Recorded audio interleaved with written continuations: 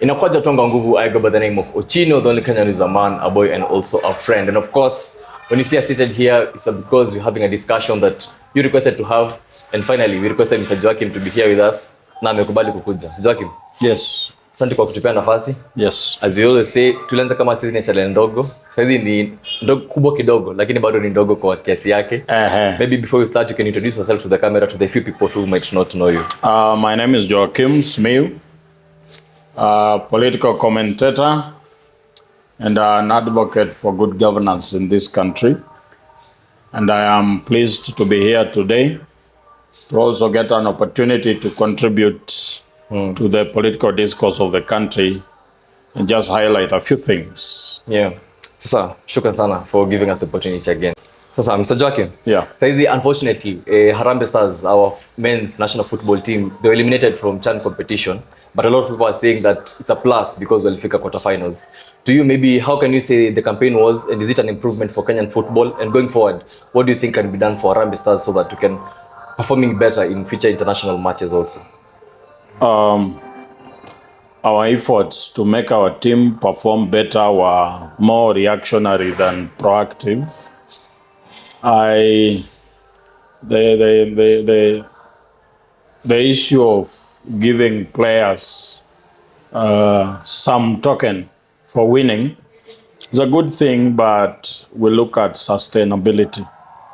My idea would be you put up infrastructure that can nurture talent and produce the best and create an environment where talent flourishes in a way that when there is a competition, there is no need for you to entice any player because they have all it takes to win the game.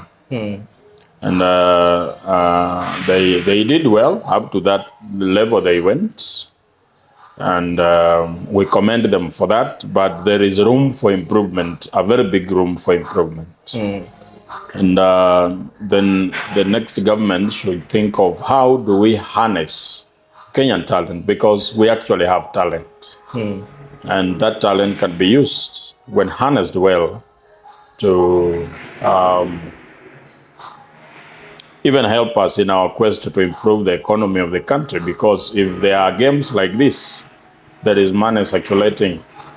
So we actually ask the people, the government, to come up with the measures that ensure that not just football, every other game that we get involved in, we perform tremendously. Yeah. But when you say that we need infrastructure for the long term, some people might say that the government is trying to build the Talanta Stadium from ground. They renovated Nyayo Stadium and Kasarani Stadium just for this CHAN tournament. Don't you think the government is doing enough, or what can they do now for the talent itself? Is it that now the stadiums that are being there is a lot of bureaucracy in signing players. You have to know someone for you to get a slot to play.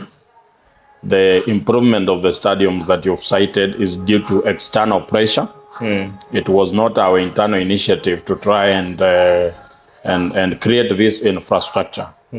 But there was external pressure that for us to host these games, we must do ABCD. That included improving the stadia that we have. And the issue of building Talanta Stadium is a good infrastructure. We only need to make sure that we do not overspend the money on one project. The issue we have in this country is corruption in every stage. In building infrastructure, there is overbilling. In signing players, there is that bureaucracy, and that has been derailing the harnessing of our talent to help us achieve the Kenyan dream that we've always had. Yeah. And I had said, because in this country, it's almost politics 24/7. And I had said that we will when Harambee Stars loses, there will be chance of one term. Do you believe we're going to see that moving forward? People have resetted back to factory settings. And football is a unifying factor. You might find that you are on two opposite political sides, but you find yourself supporting the same team. In this case, all Kenyans were compelled to put their political differences aside and cheer the Kenyan team in a show of patriotism. Yeah. But now that we have lost, we are no longer participating. We go back to what we were doing before the games began. What were we doing? We were calling for accountability. We were calling for the end of the regime that is in place. We were calling for one term. And we were advocating for better leadership and better governance styles of the country. And the only thing that had sent us to a break is football. Now that it's over, we will begin from where we left. And what happened yesterday is something I had foreseen before the game ended. That when the day that Harambee Stars loses, you will hear chants of one term and Ruto must go. Yesterday you saw it. And I guarantee you it is going to be even louder than yesterday. And you as truly is going to be very instrumental that it actually becomes louder. Because my commitment to the goal of birthing a new country is unwavering. And as we engage in these actions of calling for better change of leadership, it's because I am one of the people who believes that we can do better than we are doing. I desperately look for a day where we will not be treated to gimmicks that we are seeing today. And therefore, we must be deliberate in our actions. We must make sure that our action lead to choosing leaders who actually care about the country. Our actions lead to having people in places that really ensure that Kenyans are not struggling. Because as we speak right now, it is an uphill task for an ordinary Kenyan to afford 3 meals a day. And when you hear us make noise about one term and Ruto must go, it is a political campaign for us to rally the people around that idea that we can have a better tomorrow rather than what we are having today. Yes. Speaking of being deliberate about our actions, you are a person who has been known in the social media spaces, in the YouTube space, TikTok space, to be educating people about accountability, educating people about civic rights. But there's a recent video that is going rounds. It's a video of you doing an interview, but in the comment section of that video, it's like a lot of people are saying you are against the one-term movement, or you're against the one-term leader, that is Rigathi Gachagua, because in the interview, it's like you're saying him as the opposition leader currently, the position he's playing, it's like he's trying to copy a lot from Raila Amolo Odinga, who has been known to be a perennial opposition leader. Has that video been taken out of context, or what are you trying to say during that interview? And is it a thing that you believe? Yeah. The topic of Gachagua's comeback, Kenyans must pay attention to history. That Gachagua's comeback from the US was not the first one. It was not the second one. We first witnessed such a thing when Matiba was coming back from abroad. And the government of the day, by that time, orchestrated a very pompous welcome of Matiba to make him look like he can run for president and create this picture that he's actually a very popular candidate. So when there was a pompous welcome at the airport, Matiba stuck to the idea of running for president. And another candidate, member of the opposition at the time, was Mwai Kibaki, who also ran on a different ticket. This thing ended up splitting the opposition. And Moi passed through and retained his seat, had they stuck together, Moi would have gone home in 1992. But because of the split of the opposition honchos, we saw a perpetuity of Moi's rule to 2002. And my statement on the video that you have mentioned have been taken out of context and misconstrued. And actually, the young man who was speaking in that clip said, the guy called David Wafula, he referred to me as Governor Natembeya's Farouk Kibet. He wants to paint a picture that me and Natembeya are very close. I resonate with the ideas that Governor Natembeya is talking about. It actually speaks to the fact that we look for a better tomorrow and help our people. It converges with what I have been saying all this time, that we can actually help our people. That's why I support Governor Natembeya.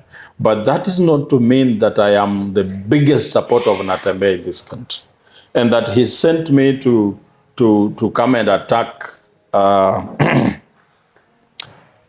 former Deputy President Rigathi Gachagua. And he was categorical that Natembeya sent me to say that because we want to split the opposition and that we are moles in opposition.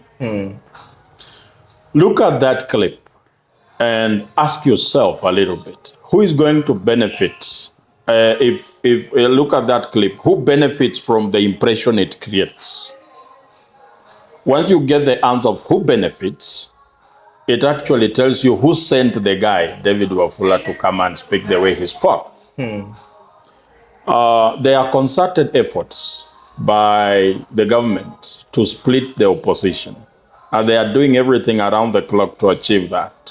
And they will take any opportunity and exploit it to that agenda. And therefore, combing through my videos, they found something they can work with. And they want to create mamas among the opposition and create entitlement between everyone so that every opposition member goes their own way. And that is the reason why David spoke the way he spoke.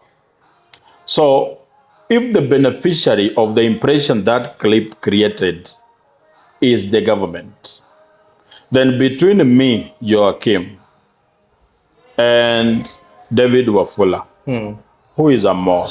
If you have a wedding, baby shower, birthday party, or even a corporate event and you need media services, well, look no further than Safari Lens Media Production.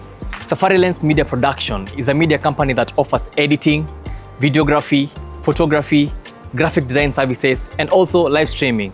So if you have any event, contact Safari Lens Media Production. And I promise you, what I deliver, they'll do you good. They are professional, they offer professional services, and I'm sure you'll also like it. I think, for me personally, I'll say in Kenya, where we live in a country whereby anyone who's calling for accountability, anyone who's calling for justice, anyone who's championing for civic education for the public, it seems like you're playing, when you do that, it seems like you're playing opposition politics. Yes. From what people know you for, it's like they know Joakim plays opposition politics. Yes, that he calls for accountability, he calls for civic education. Yes. So maybe when they hear you now saying something that is like against, you're hitting the opposition leaders, somebody like Rigathi Gachagua, that's why they might say that you are a mole and you'll be sent by Natembeya. I actually understand everyone who might think that. I understand Kenyans. And I don't blame anybody for thinking like that. Because right now, it's clear in nearly every Kenyan's mind that we need a change of leadership. And therefore, the people who represent that change of leadership are the people who are opposing the current regime. So if you speak and one of the opposition leaders finds themselves in the receiving end of what you have said, then you look like you are speaking the language of the government. And because Kenyans have, Waswahili wanasema, wazungu ndo wanasema once bitten twice shy. Wakikusikia ni kama you are speaking a language of the government, they take a step back and they say this one is supporting those people who are oppressing us. But I have spoken, my driving force is not an individual. You cannot come to me and say, I am pro this particular person. No. I speak about issues. So when I am talking about a particular topic and you find yourself in the receiving end, I have nothing personal against you. It's about talking about the issue that's affecting the people. And it can also touch on the person who is in the opposition. It should speak to the conscience that we have collectively contributed to the problem that we have in the country. And we therefore must take a collective responsibility to rectify and clear the mess. No one is guilty, no one is innocent. Together as the Kenyan people are going to clear the mess that was created by all of us. And while talking about a particular problem, you can mention someone might find themselves featuring prominently as the people who created that problem. It doesn't mean you're fighting them. So, but I understand this politics. That is propagandeering, and also politics is a competitive field. So sometimes even people in your own people that you're fighting together, because it could be even opposition. If you look like your trajectory is looking like it will go so high, they might look for ways of clipping your wings. It's understood, it's in politics. So such clip is one of such attempts. Finally, now finalizing on this issue so that we can go on the issue of ODM and UDA joint parliamentary meeting, which some people are saying it's likely to have political casualties who are current leaders in parliament. We've been seeing Joakim Simiyu taking photos with different leaders. So some leaders are in the opposition, some leaders are in government or are perceived to be in government. When you see such photos online, are you there maybe because you've just met randomly? For example, the likes of Ndindi Nyoro, you've also seen a photo of Mzee Papa Atwoli. When you see such photos and we look at the perceived political standing of the two, they're on different opposing sides. Do you think such photos are the ones that are making people to talk? And when you're meeting these leaders, are you just consulting them like on your political path, or are you sitting down with them so that you can weigh an option whether you can stand with the ideologies or not? The issue of weighing an option is not there. I have stated my stand clearly. And everyone who wants to work with me, they must know that I have a stand. And they must be ready to accommodate that stand. The photos that you see appearing online, you know, when in this is politics, and mostly you go to places and meet politicians. Some are excited to take photos with you because they only see on the screen. But it doesn't necessarily mean you share an ideology. For instance, the Ndindi Nyoro picture. I was at All Saints Cathedral. I was going to church. So I was going to the auditorium. Then I saw Ndindi Nyoro emerging from the main sanctuary. So being a very famous person, and I was seeing him one-on-one for the very first time. I was there with the nominated MCA Mbide. So we decided to take that opportunity for a photo op. It was a conversation of about 2 minutes. We've never spoken since. So there is nothing going on between me and him. The issue of Atwoli. In my community where I come from, Atwoli is an elder. And because Bunge la Mwananchi is an organization that is not so far different from KOTU. And he wanted to chip in for my campaign, to be part of my success story, despite our political differences. People understand that politics is not enmity. So Atwoli, being a man of means, wanted to chip in into my campaign. I showed up at his office. He publicly pledged that he will give me 1 million shillings for campaign. But we did not talk about personal political standing, or which side are you, or which side are you. It was on a father to son basis. Yeah.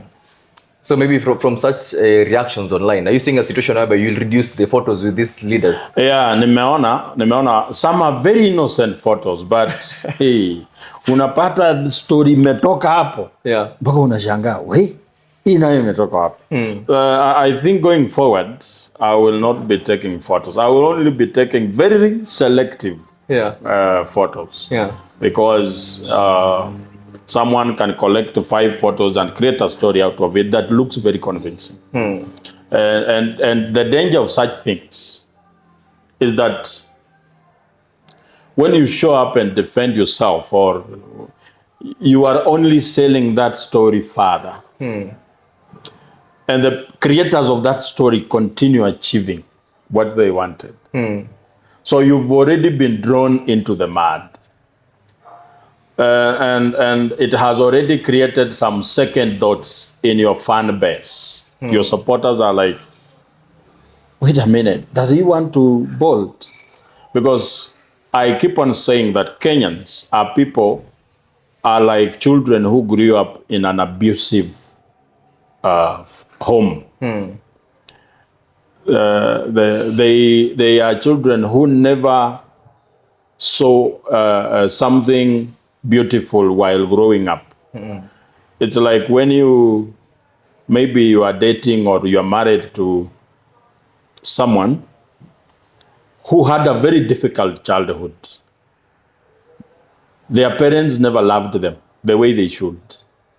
You will struggle loving that person because they have built a wall between themselves and they have isolated themselves. The world have shown them so many bad things that they no longer even trust anyone else. That's the same situation where Kenyans are. Kenyans have seen people who are very manipulative, people who speak well today, and when they join government, they do the direct opposite. And so when you speak like you're speaking their language and you appear in a photograph or a video with the people who are perpetrating the operation to them, you are seen as you are not so serious with what you're saying. So I understand them. But I want to assure the Kenyan people that Joakim is not going to let them down.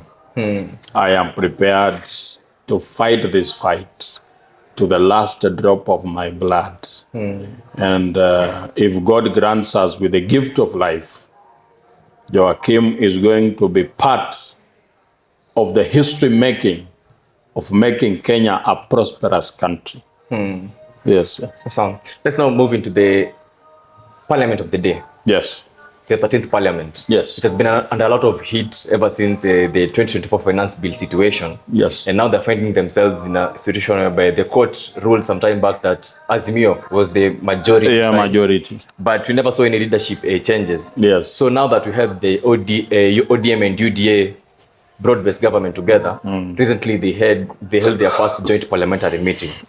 And in recent history, Kenyan politics history, is that when the handshake between Uhuru and Raila happened, we started seeing changes in parliamentary leadership. That's when we saw the Kipchumba Murkomen being ousted as the Senate Majority Leader. We saw Aden Duale also being ousted as the National Assembly Majority Leader. Are we going to a situation whereby that history is going to repeat itself in this broad-based arrangement? There could be some realignments in the leadership of both houses. where people who will be deemed as rebels will be whipped out of their positions. And therefore, history will not repeat itself. People will make some mistakes. Sometimes history doesn't repeat itself. People make some mistakes. And that's a possibility that we can see. You can see the noise that is now emanating from both houses, Parliament and National Assembly and Senate.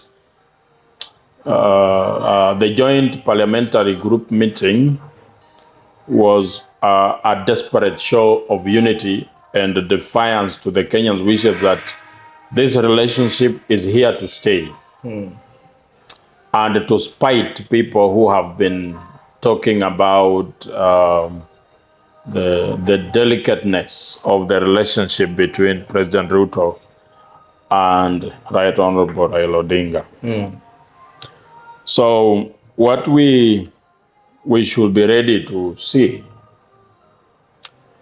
is there could be changes in leadership with people who are more loyal, people who look like they can advance the interests of the two people. But I'll not be surprised because those will be kicks of a dying horse. It's the ironic nature of every human being to run fast when they have lost direction. That's what we are seeing in our government today. Yeah. Currently now, also moving on, we're having an issue whereby it seems like the judiciary is not cooperating in the fight against corruption. I'm saying that in that when after that meeting, President Ruto went ahead and formed a multi-agency team to fight the war against corruption. This team included the NIS, it included the DCI, Attorney General, the Office of the DPP. It also included the EACC. But we saw that the High Court, after a petition that was made that multi-agency team is unconstitutional, it went ahead and halted that team from even executing. Do you believe President Ruto is doing the right thing in fighting corruption, or is the judiciary the one that is sabotaging the fight against corruption, or was just that multi-agency team openly unconstitutional? We have enough constitutional means to fight corruption. You don't need to make any other commission or committee. And I do not believe in President Ruto's attempts of fighting corruption. I said this long time ago that President Ruto has that moral spine to fight corruption. You see, when you are a leader of an organization and you're drinking publicly before your employees, your juniors, and one day one of the juniors in that organization comes to work drunk, you as the CEO of that organization, can you publicly reprimand that junior employee that it is wrong to drink on the job? You cannot. Because every employee in that organization knows that you also drink on the job. So you have no moral authority to lecture anyone on responsible drinking. President Ruto has no standing to lecture anyone on corruption. Because everywhere where corruption has been mentioned, his name has featured very prominently. And during the joint parliamentary group meeting between UD and ODM, you heard what he said. He said that there was a member of parliament who collected 10 million for them to pass a bill of anti-money laundering. But he ended up not sharing the 10 million with the other colleagues. He ate the money alone. According to the statement of the president, it is not wrong to collect money, but it is wrong not to share the money. That's how I got that message, that you can collect the 10 million so that you can share among the members of parliament to pass a particular bill. But it is very wrong for you to collect the money and not share the money with the other people. So are we really fighting corruption? That is the same person who constituted a committee or a commission to help fight corruption. My friend, corruption cannot fight itself. But It's like a monster biting its own tail. The issue of President Ruto fighting corruption is like giving a mosquito the job to fight malaria.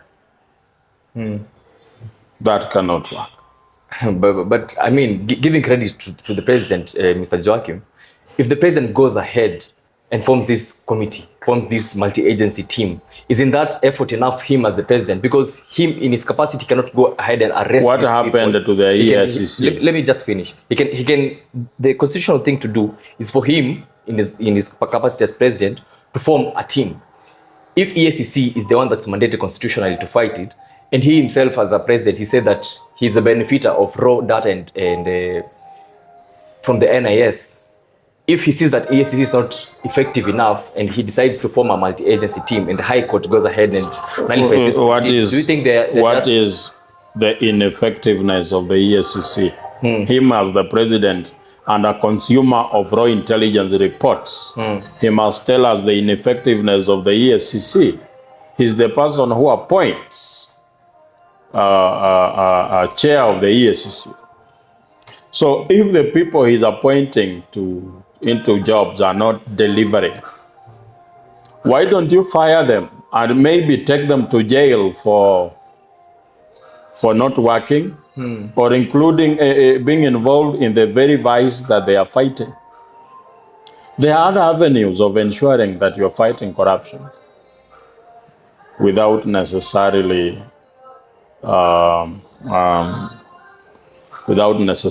coming up with other commissions.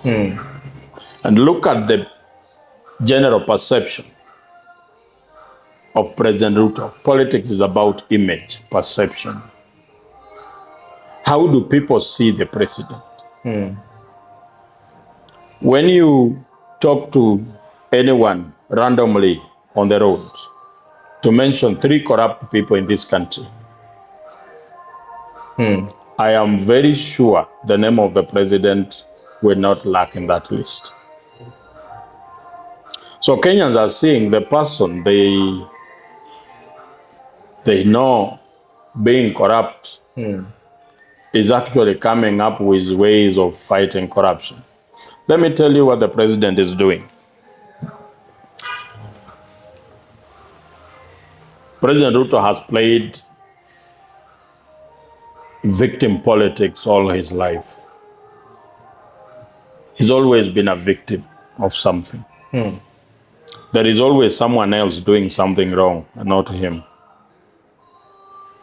In the last elections, he was a victim of the dynasties, the deep state, and the system. And so he was asking for votes, telling people that I have been roughed up by these very wealthy guys. I am just a son of a nobody. Can you please vote for me? In this election, he was banking on a tribal card.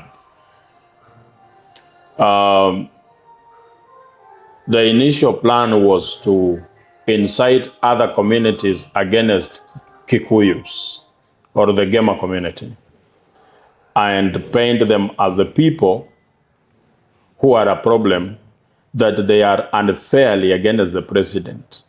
He wanted to look as an innocent person being fought by people who are not happy with him being president. But that card failed terribly. So he has to come up with another way of survival. How do you survive? You throw your partners under the bus and say that you've been a victim of their overtures. President Ruto wants to paint a picture of a person who has been a victim of a corrupt parliament, a corrupt Senate, and even a corrupt judiciary system. He wants to come out of it as clean. But these other people are the reason why he has not been able to do anything. So he comes and says this parliament is very corrupt, people are collecting money. But then members of parliament comes out and says, you do not fight corruption as if you are clean yourself. We know the things we've done together. If we have been in an organization of thieves, we have robbed banks together. We have robbed houses. Then you see me one day publicly saying that Ochino is a thief. What would you do? You will come out and say, that guy is a thief also. What you will have done is to confirm that there is no difference between you and me. This rift that has come out of Parliament and the executive has only helped us in one way. It has exposed the corrupt underbelly of government. Corruption is a two-way traffic. There is giving, there is receiving. If members of parliament are corrupt, which they are, they have been receiving money. The question is, from who? Member of Parliament, Shakil Shabir, says it's the executive that has money. If we have been receiving money as members of Parliament, then we have been receiving money from the executive. So if there is anybody who is corrupt, it is the executive and members of Parliament. That is why me as Joakim, I say, fagia wote. Both the president and his members of Parliament. Nobody should be spared. And even if President Ruto fights corruption genuinely, it is not to exonerate himself from the mess. It is to clear the mess he's created. But one term still remains. So for you believe that when the president saying that the parliament itself is corrupt, it's like he's setting a narrative already for any outcome when they now move forward with changing the leadership of parliament, so that the parliamentarians themselves, they'll be seeing as if they're fighting the executive, but when now this move comes for a leadership of parliament to happen, there'll be already confusion among themselves, so that they don't face so much resentment from these changes that are going to happen in parliament. And do you believe a person in the likeness of Speaker Wetangula will be affected with these changes that are coming? I don't care who they put where. They are all the same. There will be no any change. There will be no any change. And so,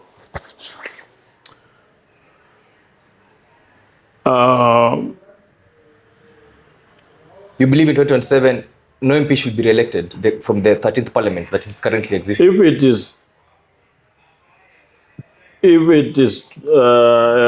any MP is to be elected, it should not exceed 5% of the current members of parliament, because they have contributed heavily to the mess that we are in. Parliament is what allocates resources. Parliament passes laws. They should represent the people. You heard the statement Member of Parliament from Ogenya said, David Ochieng, who was complaining about the president, that we as members of Parliament have been there for the president through thick and thin, but now he wants to throw us under the bus. And he mentioned some things, that the president brought here a very unpopular finance bill. We passed it for him. The president brought here a very unpopular housing levy. We passed it for him. He came with the SHA. We did it for him. He finished by asking, what haven't we done for the president? What does that tell you? It tells you that it tells you that what I have been saying about Parliament is true. That the Parliament stopped being a watchdog, they became lapdogs. They became a rubber stamp of the executive. They forgot their role. So when executive turns against them, they want to pretend that they are victims also. No one is a victim. They are all guilty of the problems the Kenyans people are going through. That is why fagia water. Fagia water, drain the swamp. Let us get a new credible leadership. Must they be the ones occupying those houses? No. We do not have a shortage of people who can be leaders in this country. We have a lot. So no, meaning kama ni fagia wote, it means even in the by-elections that we are going to have in November, which already campaigns have started gaining heat, what are the chances of these members who are going to be elected? Are we going to see first timers who have never been in parliament before? Or are we going to see a situation whereby the people who are maybe former MPs or who are holding jobs in government previously, are we going to see a comeback for them in these by-elections? And also in the same topic of by-elections, if now the opposition is united, are we going to see a situation whereby ODM and UD are going to field joint candidates when they did with Azimio, so that wakuwe broad-based government? Or if ODM itasimamisha mtu, UDA inafaa kwa support, or should it be an open field? And what are the chances of people being elected? I'm more concerned of the unity of the opposition than the unity of government. The people in the opposition are the ones who should be fielding a candidate in one area, a particular party.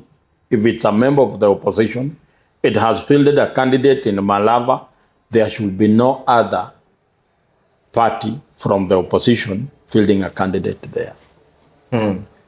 That should be the unity. But is that not undermining democracy? Objectives sometimes forces you to sacrifice some principles. What is at stake? What do we stand to lose? What will be abnormal if we do things normally? That should be the guiding principle, the guiding force. That we want to see a fresh leadership. We want to see more young people coming into leadership. If we continue with the confusion we've seen over the years, are we making any change? That's why I say the opposition should organize as gentlemen, have agreement that party A, when they field a candidate in place A, party B, which is a member of the ODM, should not field a candidate in that place. Therefore, they come together as the opposition to support this particular candidate of this organization. Because so much is at stake, ndugu yangu. Yeah. Sasa finally tukimalizia, if already tumeanza kuona there is somehow cracks or maybe differences or maybe push and pull in the opposition, are you seeing a situation whereby if in politics it's divide and rule and every politician know this, are we going to see a situation whereby the current opposition iko strong ndio saizi but elections ziko 2027, that's a long time? Are we going to see a situation whereby one of the principles in the opposition currently is going to bolt out and join the other side? And for this not to happen, what should be done now with the current opposition principles that are there, so that mtu weke interest zake nyuma na tunaamua tuna support this candidate? Finally tukimalizia, this is what I want to tell Kenyans. This is not about the opposition, it's about Kenyans. What do they want?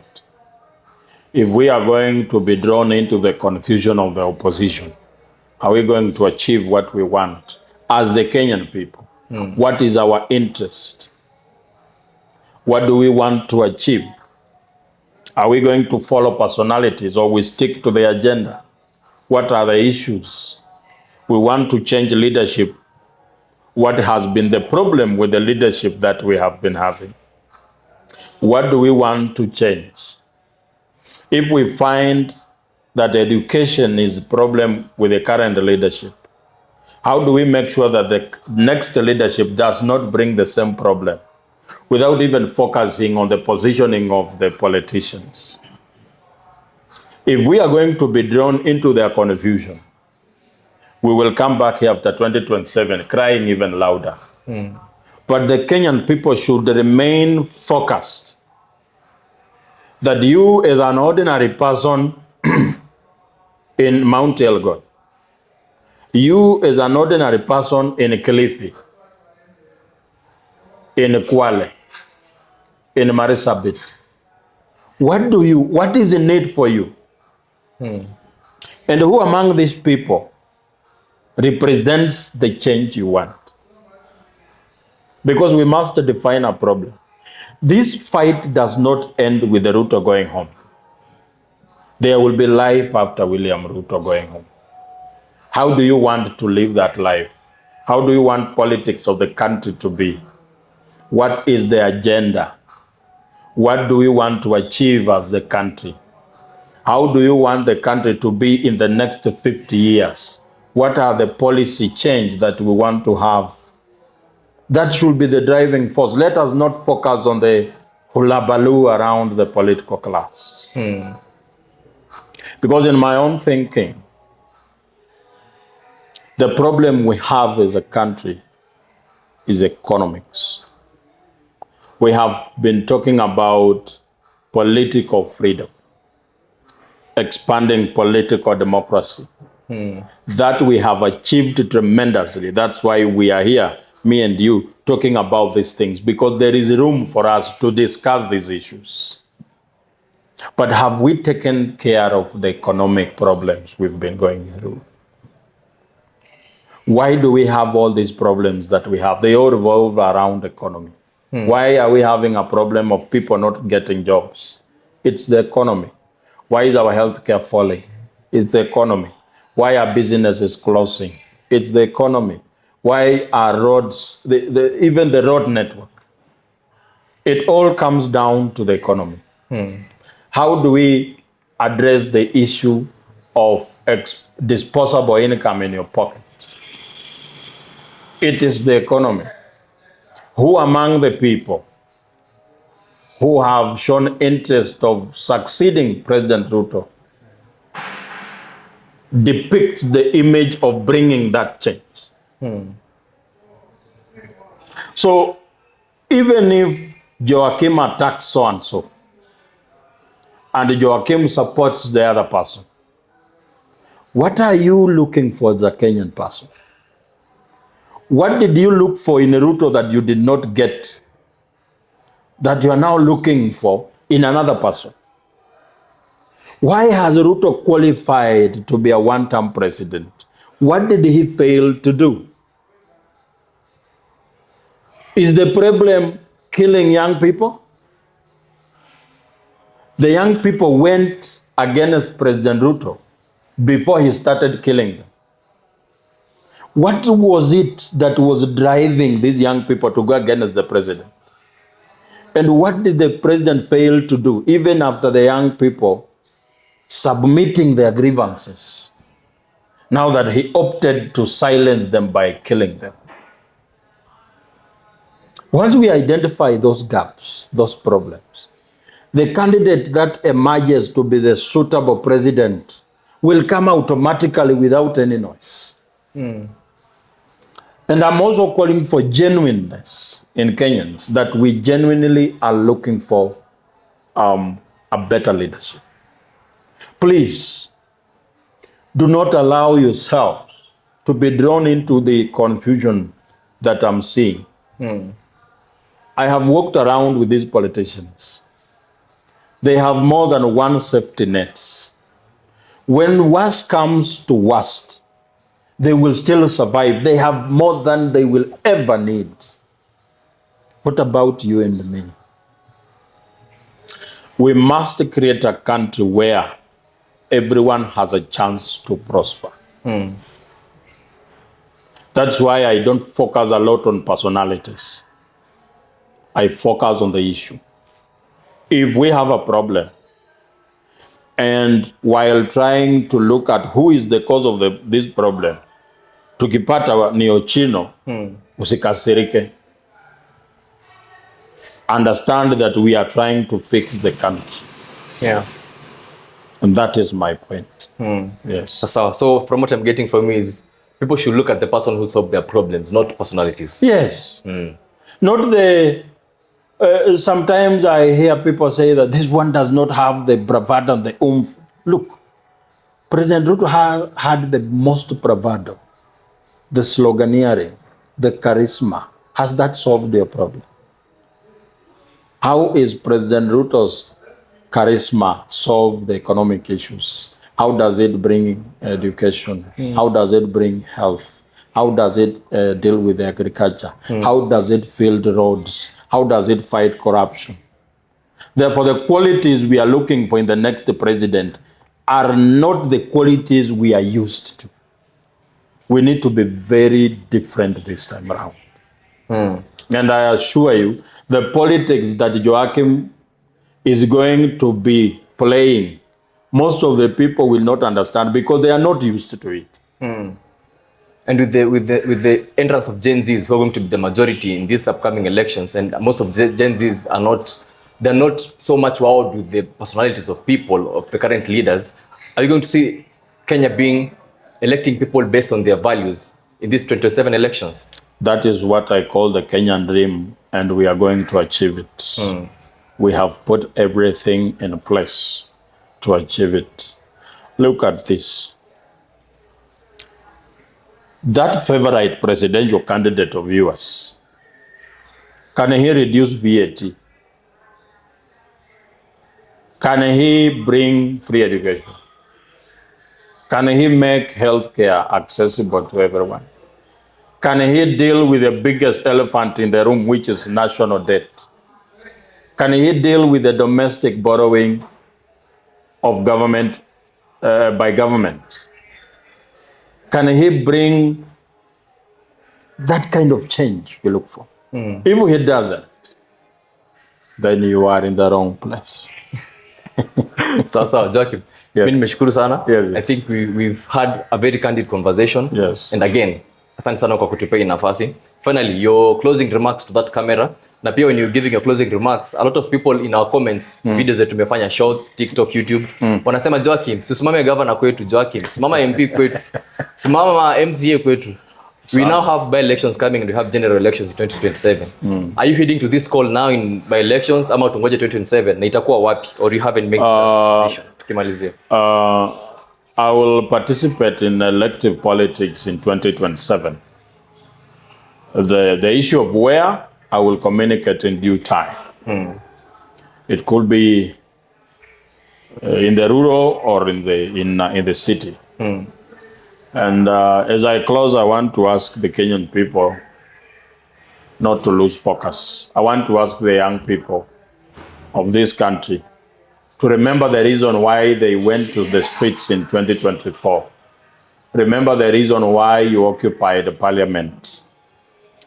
If Rex Masai wakes up today, will he be proud of the developments of the country? Why did we lose Denzel Omondi?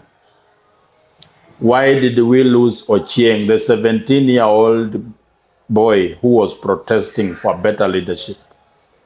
Are we going to be drawn back into the very things we were fighting?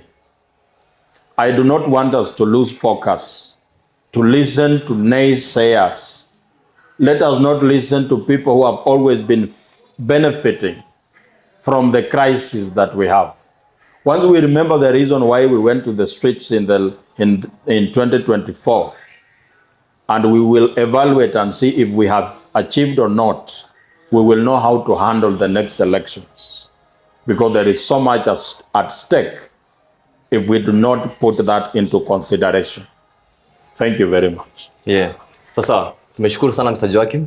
Asante kwa kukuja. Asante ndugu yangu. And also to our viewers, as usually say in this platform, tunakubali maoni ya kila mtu, and if maybe you're watching from home unakubaliani na mambo mawili matatu ama unakubaliani na kila kitu maybe, and Joakim Simiyu amesema, hapa chini kwa comment section tafadhali give us your opinion, give us your comment so that hata yeye mwenyewe akienda kuwatch aone what are some other people Yeah. thinking. I get so many ideas from the comments. Yeah, because maybe you're not 100% right, Yeah. maybe you're not 100% No wrong. one is 100% right. Yeah. Asante ndugu yangu. Tumeshukuru sana. Asante. I've been host Ochino, the Kenyan is a man boy and also a friend. We are out.